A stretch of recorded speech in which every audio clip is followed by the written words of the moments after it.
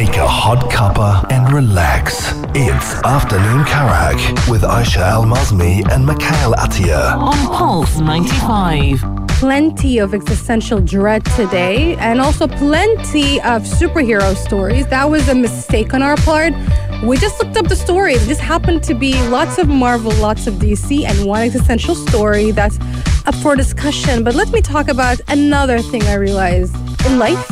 What is it? What is it? Okay, so you know how obviously there are some things that you know for sure about your life. And I think we've spoken about it kind of. Okay. Right? Like, for example, let's just say, Mikhail, you're a gamer. Mm-hmm. You're 100% sure you're a gamer. Again, what constitutes as a gamer, that's a whole other discussion we're not going to have. Yeah. And also you might have had issues where you're like, I don't feel as much of a gamer. But you're like, I am a gamer. You might be like, I love my beard and I've always kept my beard and I will always keep my beard, right? Yes. Like, I'll never be clean shaven. And then something happens.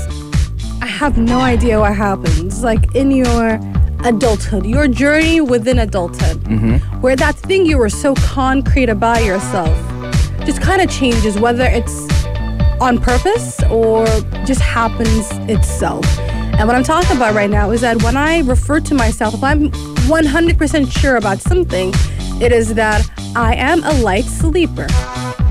That is well known, has always been the case for such a very long time. So whenever I go to sleep, I always know that if there's some sound, I'm going to wake up. If one of our housekeepers comes in to get something from my room, I will wake up. When we used to travel and I might share a bed with my cousin, if she moves around, I will wake up. And you get the gist of it. Yeah. I'm not a light sleeper anymore all of a sudden. You're a heavy sleeper. I'm not. How did he come to discover this? I wouldn't say I'm a heavy sleeper.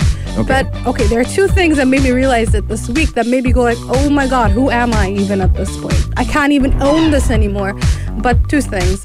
One is that every single time without fail, whenever my housekeeper comes in to, do something in my room, even when she's outside, I can hear and I would wake up. Okay. I always woke up. That's never the case now. Not anymore, apparently, because I was like, I need to go down. I think I need to get some of my laundry from downstairs. And I open my drawer, and I find that it's filled with new laundry. And I'm like, when did that happen? That wasn't there last night. So 100% sure that our lovely housekeeper, came in when I was sleeping, which she usually does, put in some of my laundry. Which would have made some noise, and that would have waken you up. Always would have made so much noise. There are two doors, obviously the bathroom door. There's so many things involved. How did I not wake up? The second thing, for the past 3 days, I think since Sunday, I believe, our neighbor, like literally right across us, they have had construction workers at their house. I just sleep right through it now. I think maybe it's this. Am I too tired? That you don't realize that you have some sort of sleep deprivation, so your body's like, listen, Mikhail, your body just involuntarily goes into a deeper mode of sleep. Let me tell you, I have had sleep deprivation since 2013. And this is the first time now. This is the first time this happens. It only when you completely knock out, when you have those I would call dead man naps, where you just completely knock out face down, and you start drooling and you're just gone. Those are the only times when I'd be like, oh yeah, I did not hear something. I'm not just aware of the things that are happening around me, even when I'm sleeping. Before it to happen 3 days in a row, I'm like, Aisha, who are you? Time to call up a sleep doctor. That's probably the only time. That's the only way you're gonna get an answer to it. That should have been the case 4 years ago. That's nothing new. But here we are, the journey into adulthood, and it just is so interesting. Like, we discover things every day. I say journey into adulthood because although I try to see myself as an adult, my 8-year-old cousin told me, actually, you're not an adult.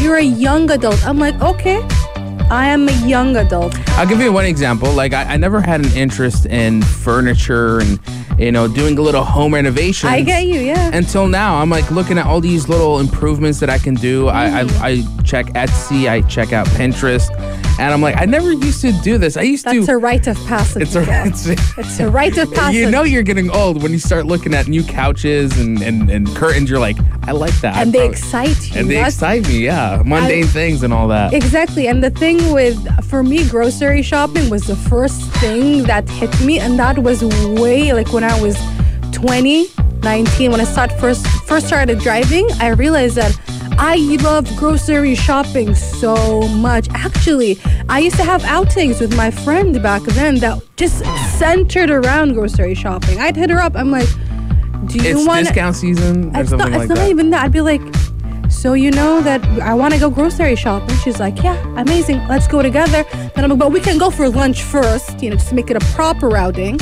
And then we go grocery shopping. It needs to be the highlight of my week. That does sound exciting. It is so exciting. I'm just saying.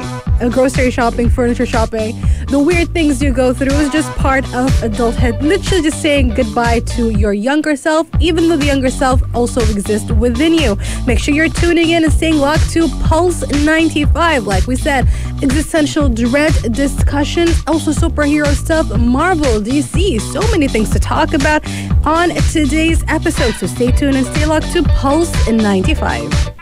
Pulse 95. I love a lot of things that happen on TikTok, and I love the fact that they revive the weirdest things ever, whether it is music, which is what we spoke about yesterday, or when they revive, I'd say, years old discussions from Reddit and other social media platforms, and they just takes off over there. And that is exactly what has been happening over the past couple of days, over the weekend. And that is, somebody dug up a question from Reddit from 4 years ago, and it says the following: what would you do if you were granted immortality, right? And a bountiful fortune, as in it means that you're rich and you're gonna live for a very long time or forever.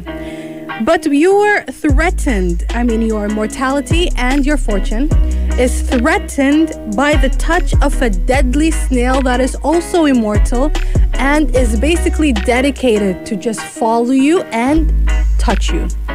How will you escape? I didn't know the hypothetical question for a few days. I just was on TikTok and people were doing the snail thing, and I'm like, what's going on here? Did I miss out on something? But then, you dig deeper, you find the hypothetical question. You literally were missing out on something. But honestly, once I figured out what this whole trend was all about, I don't know why, but I can see the fascination. I can see why people are, creating interesting content. There's this one animation of a guy who he's like at the end of the world. The world is completely in ruins.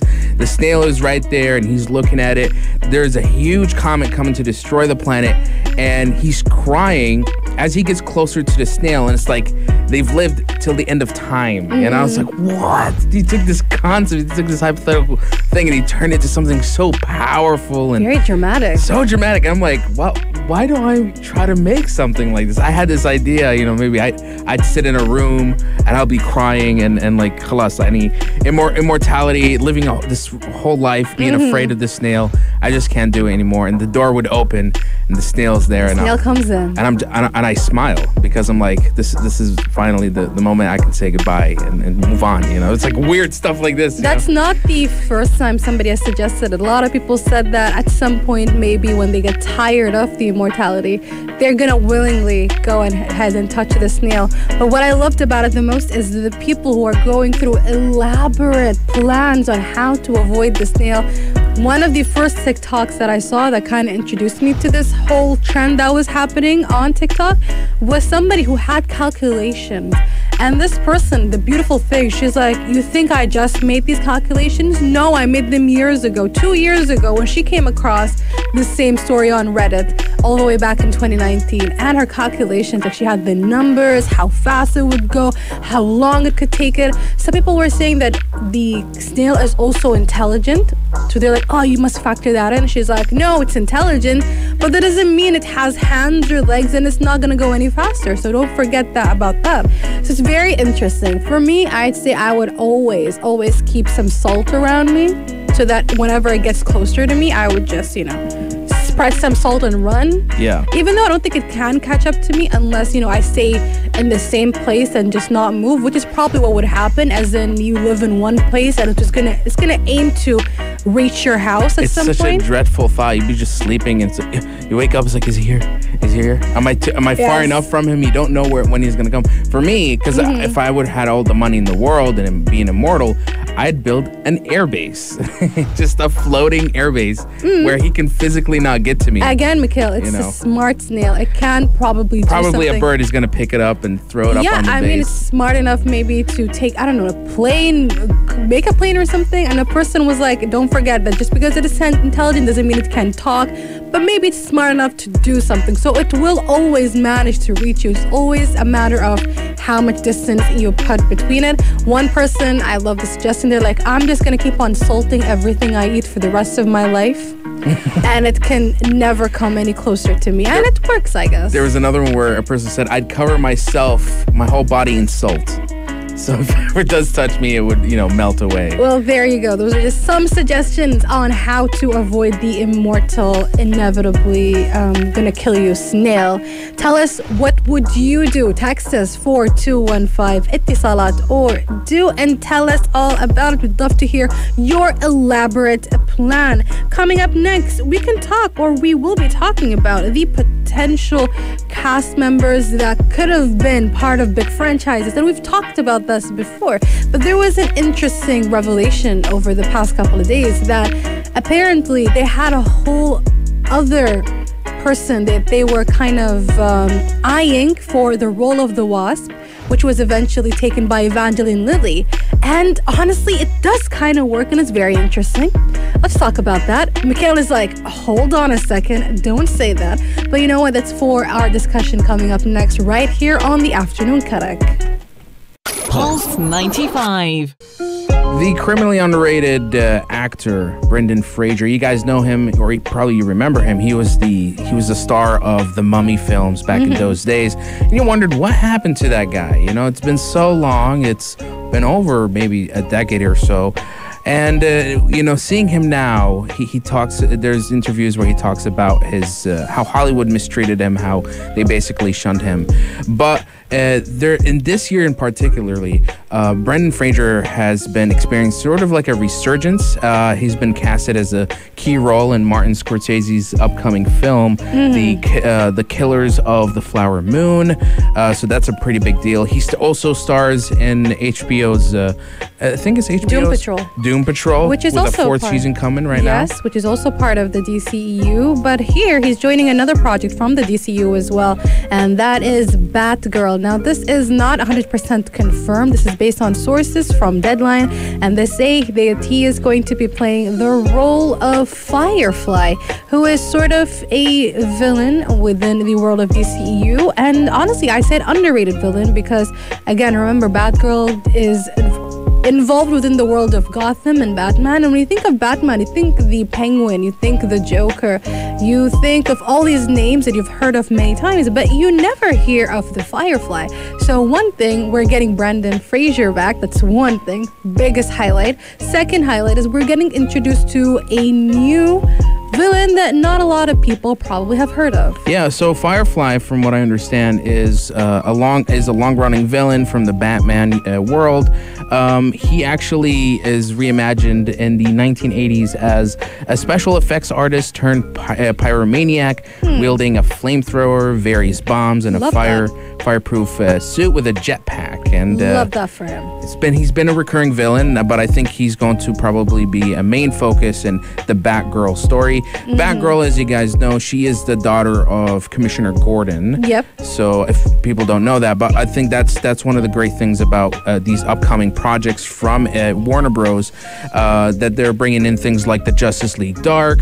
There's also the what's his name? The Gotham Police Department series based on Matt Reeves' Batman. Yep. And this Batgirl film. So, and having Brendan Fraser in it, I'm just wondering, like, I don't think I've ever seen him as a bad guy. So he's always played maybe an anti-hero like in Doom Patrol, but like a super villain, that would be very interesting. And remember how we also said that, like, I think it was last year, we said that Keanu Reeves, it was a golden age, a golden year for him. Yes, back in 2019. 2019, it was the year of Keanu, and now it's the year of Brendan Fraser. People have been saying, and I picked up on this one comment from TikTok. They said this is the Renaissance. I love it, the Renaissance. A warm welcome to Brendan Fraser, who was more or less shunned out of Hollywood due to his mental health issues. And everybody's more than happy to see him back on the big screen and also the small screen. He is always in awe. It's always like a pleasure to see him there. He is a massive and, magnificent actor. So we're super happy to see him being cast left and right. We're going to be taking a short break. We have our sports headlines, so you guys will be updated on some sporty things happening around the world. And then coming up next, we're going to continue within the world of the DCEU and Warner Brothers, because James Wan, who is the director of Aquaman, made some very interesting comments on Twitter where he reveals that the Trench movie was a secret Black Manta movie. Coming up next, right here on the Afternoon Karak. Speculation, gossip, or hoax. Rumor has it. Rumor has it, according to an anonymous leaker on Reddit, a subreddit called Gaming Leaks and Rumor, they say that Warner Brothers is creating a crossover platform fighter game, and it is technically a new IP. And the characters in that game include Shaggy from Scooby-Doo, Gandalf from Lord of the Rings, Tom and Jerry, Batman, Fred Flintstone, Mad Max, Harry Potter and Ron, and Johnny Bravo. And according to the leaker, there are many more, but they're going to be holding it off. They're not going to be telling us all the details yet. This is a crazy leak to the point where, I want to believe it because... it seems like this is based off like the Super Smash Bros. Game, and with like Nickelodeon All-Star just came out. It just came out. I can see that there is this interest from other, big production houses to create their own crossover fighting game as well. And Warner Bros. Has in some way have also been trying to sort of expand the way they could utilize their intellectual properties. If you watch the film Space Jam 2 specifically, you can see how they introduced their new virtual world, the Warnerverse. Yes. And in a way, I think they kind of want to do that now, but with a video game. They want to capitalize on that idea and put it into a fighting game.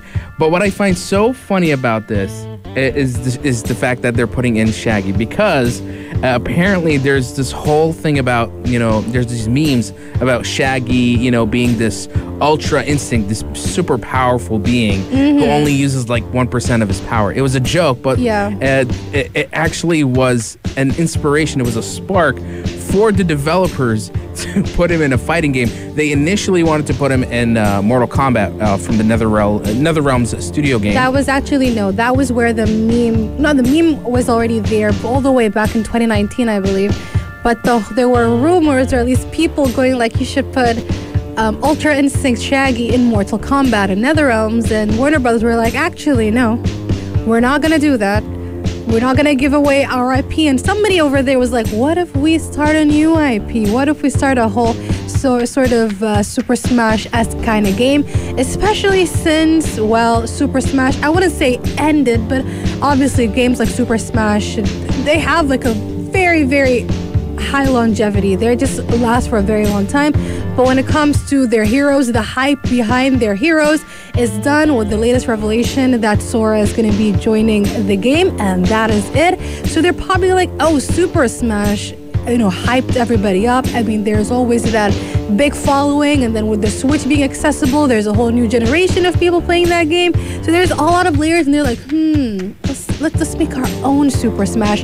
And that is what happened with Nickelodeon. Yeah, and now we're getting this Warner, they're calling it Multiverses, right? I like the name already. And this leaker says that listen, for now, just there's nothing official. You won't get any announcements, but do wait any time around the Game Awards, which is probably December of this year, to get any kind of official sort of announcement from Warner Bros. Or from one of their game developing companies. But I think I want to believe this leak to be true. You don't need to believe. It is true. Okay, There's great, plenty great. of apparently. Okay, so It's like there's a lot of things back in it in a way. exactly. Yeah. I mean, one, this person claims to be an insider. That's one thing. And although that is not usually, doesn't warrant us to trust them, but they knew a lot of it. And second of all, they did actually post an edit with a basically trademarks.justia.com that kind of has, just kind of with a trademark name. And apparently a lot of people have been DMing and messaging this person kind of saying, yeah, we knew that. This is an industry kind of open secret. Apparently, Okay. It's nothing new. And according to them, this leaker, they know of at least 2 others with major IP that are developing something similar to Melee, speed and depth. Basically, what they're doing is that they're also 2 other companies creating something similar to Smash. I want a main Gandalf. I can't wait. That would be so cool. That would be really cool. Cannot wait for this game. And also, I want to try out the Nickelodeon one as well. I mean, why not? Why not capitalize on the idea of a Super Smash game, especially since a lot of people think that Nintendo can be tone deaf sometimes and doesn't listen to their fans. So they're like, you know what? We're going to do something They still ourselves. do Waluigi dirty, in my opinion. Exactly. Waluigi could have been, part of something really big. But here we are. No Waluigi. We did get Sora. Not bad. Sometimes you win some, sometimes you lose some. Speaking of that, coming up next, we're going to be talking about the Joker and the fact that fans are kind of rallying behind Kristen Stewart to become the next Joker against none other than James Patterson. It's all coming back. It's all coming back. Coming up next, right here on the Afternoon Karak. This is Pulse 95. First of all, I'd like to apologize. It's not James Patterson. James Patterson is an author. He's a writer. I blame TikTok. We can blame TikTok for most of our problems lately because I'm just haunted by that app. And they were making jokes about James Patterson. I'm not going to go into it. We're talking about Robert Pattinson, who's going to be playing Matt Reeves' Batman. And when he was first announced, there was 2 things. One was, really? Robert as Batman? That was the number one question. The second question was, or kind of, people were ranting, was, again, another Batman? So we were all shocked when we saw him as Batman. We're like, you know what? We dig that. We love that. We want Robert Pattinson as the Batman. And now the same question has arisen where people are like, really? You want to bring back the Joker? Really? But somebody was like, Kristen Stewart as the Joker, and everybody was like, you know what? You might be onto something. Honestly, I don't know if I want to feed into this hypothetical situation because, this is the same thing. It would be cool. Just think about it. Not, in my opinion, about not really. Because I'll tell you what. You have some sort of, I wouldn't say grudge. Like, I understand you because I'm not the biggest fan of Kristen Stewart. She doesn't have that range as an actor. I don't think she can pull off. Here's the interesting thing. The nuance of a Joker. Apparently she does. If you look at some of her other indie movies, she's actually very good at them.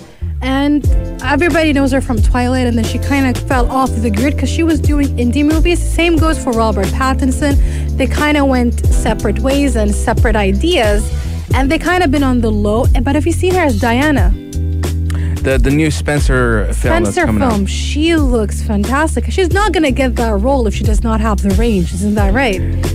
That's the thing. I just still have that layer of doubt. But another issue that I have, and I think this was explored when Daniel Craig was asked, what if James Bond was a woman? Or maybe can we make James Bond a woman character?